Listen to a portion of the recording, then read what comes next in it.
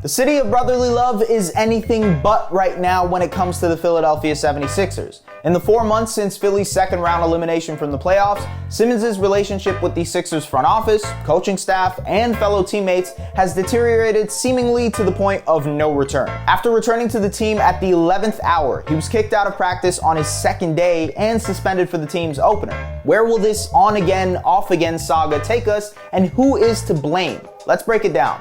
Sit back, relax, and take this in.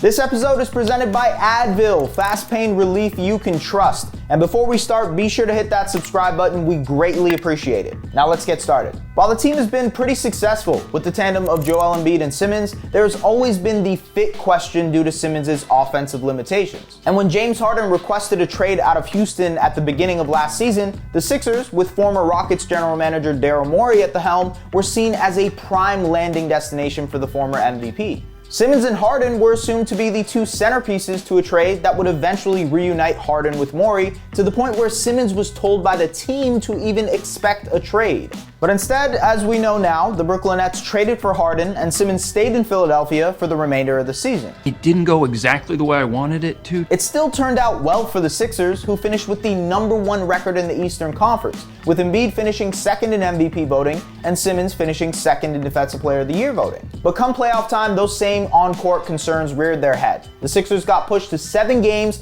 by the 5th-seeded Atlanta Hawks, and in Game 7, Simmons made a pivotal mistake late in the game. The Hawks ended up upsetting the Sixers, and Simmons' fourth quarter mishap was seen as the main reason. Not just by fans, but by head coach Doc Rivers, who said post-game that he doesn't know if Simmons is a championship point guard, and by Embiid, who said that possession was crucial in the game. It also didn't help that Simmons not only struggled in Game 7, but throughout the entire series, averaging just 9 points on 33% shooting from the field and only attempting 14 shots through the final 3 games. Before we go any further, let's take a break for Take This In trivia presented by Advil, fast pain relief you can trust. In what year did the Sixers last win the NBA Finals?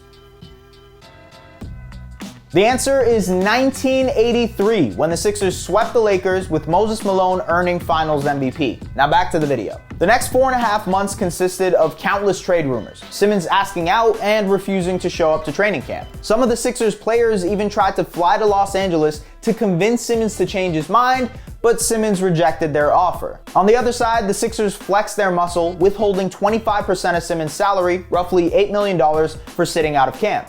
Well, money talks and walks.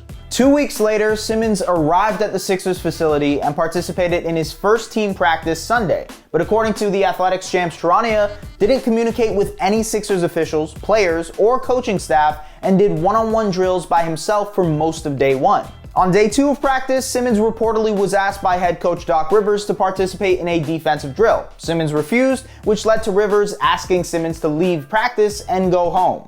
I don't need this. The Sixers suspended Simmons for 1 game for conduct detrimental to the team, and he will be allowed to return to practice on Thursday. But it's gotten to the point where it might be better off for Simmons to stay home, even from the Sixers' perspective. Embiid seems to agree. So the question is now, when and where will he get traded? The big issue is that Simmons still has 4 years and approximately $145 million of salary left on the books for his max contract. And while Simmons is a great player, he's at a low point in terms of value. The Sixers appear unwilling to bend in what they expect in a return package, an all-star level player and multiple picks or young prospects. The Sixers want to get players back who can help them win now, but we can assume they've yet to receive the offer that they desire. It's a bit of a catch-22. As far as destinations, the list of suitors dwindles as the days pass by, but the Timberwolves, Pacers, Raptors, Warriors, Cavaliers, and Trailblazers have all inquired in some shape or form, but talks haven't progressed to a serious stage. Maybe this situation at practice will push the Sixers to bend to Simmons' will and trade him in the next couple of weeks. Or maybe Simmons will start acting professionally and show up to practice and games while waiting to get traded. So what do you think? Who's in the wrong here, the Sixers or Simmons? Where do you want him to get traded? Let us know in the comments, and don't forget to hit that subscribe button.